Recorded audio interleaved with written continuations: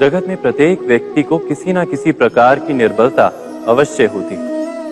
जैसे कोई बहुत तेजी से दौड़ नहीं पाता तो कोई अधिक भार नहीं उठा पाता, कोई असाध्य रोग से पीड़ित रहता है तो कोई पढ़े हुए पाठों को स्मरण में नहीं रख पाता। ऐसे अनेकों उदाहरण और भी हैं। क्या आप किसी ऐसे व्यक्ति को जानते हैं जिसे सब कुछ प्राप्त हो और हम जीवन की उस एक निर्बलता को जीवन का केंद्र मानकर जीते हैं? इस कारणवश हृदय में दुख और असंतोष रहता है सदा। निर्बलता मनुष्य को जन्म से अथवा संजोग से प्राप्त होती है, किंतु उस निर्बलता को मनुष्य का मन अपनी मर्यादा बना लेता है। किंतु कुछ व्यक्ति ऐसे भी होते हैं जो अपने पुरुषार्थ और श्रम से उस निर्बलता को पराजित कर देते हैं। क्या भेद है उनमें और अन्य लोगों में? क्या आपने कभी विचार किया है? सरल सा उत्तर है इसका। जो व्यक्ति निर्बलता से पराजित नहीं होता, जो पुरुषार्थ करने का साहस रखता है हृदय में, वो निर्बलता को पार कर जाता है। अर्थात निर्बलता अवश्य ईश्वर देता है, किंतु मर्यादा मनुष्य का मन ही निर्मित करता है। स्वयं विचार कीजिए।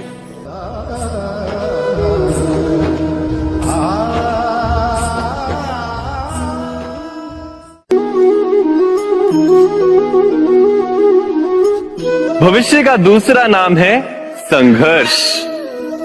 हृदय में आज इच्छा होती है और यदि पूर्ण नहीं हो पाती तो हृदय भविष्य की योजना बनाता है। भविष्य में इच्छा पूर्ण होगी ऐसी कल्पना करता रहता है, किंतु जीवन ना तो भविष्य में है ना अतीत में। जीवन तो इस क्षण का नाम, अर्थात इस क्षण का अनुभव ही जीवन का अनुभव। पर हम ये जानते हुए भी इतना सा सत्य समझ नहीं पाते। या तो हम बीते हुए समय के स्मरणों को घेर कर बैठे रहते हैं, या फिर आने वाले समय के लिए हम योजनाएं बनाते रहते हैं और जीवन जीवन बीत जाता है।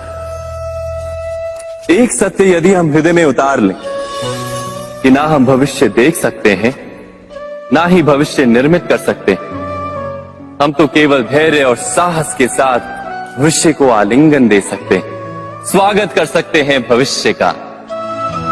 तो क्या जीवन का हर पल जीवन से नहीं भर जाएगा? स्वयं विचार कीजिए।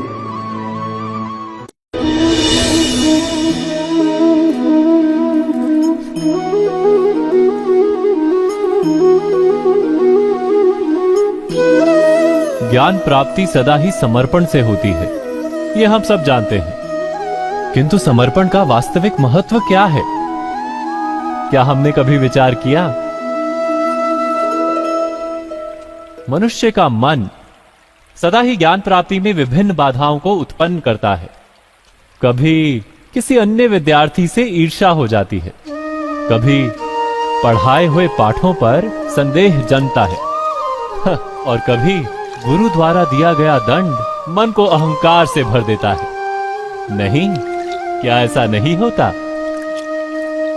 न जाने कैसे कैसे विचार मन को भटकाते हैं और मन की इसी अयोग्य स्थिति के कारण हम ज्ञान प्राप्त नहीं कर पाते।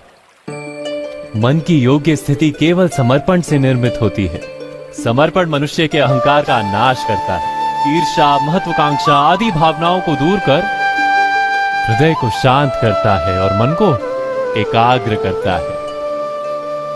वास्तव में ईश्वर की सृष्टि में ना ज्ञान की मर्यादा है ना ज्ञानियों की।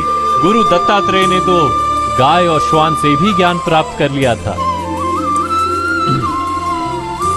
अर्थात विषय ब्रह्म ज्ञान का हो या जीवन के ज्ञान का या गुरुकुल में प्राप्त होने वाले ज्ञान का, उसकी प्राप्ति के लिए गुरु से अधिक महत्व है उस गुरु के प्रति हमारा समर्पण।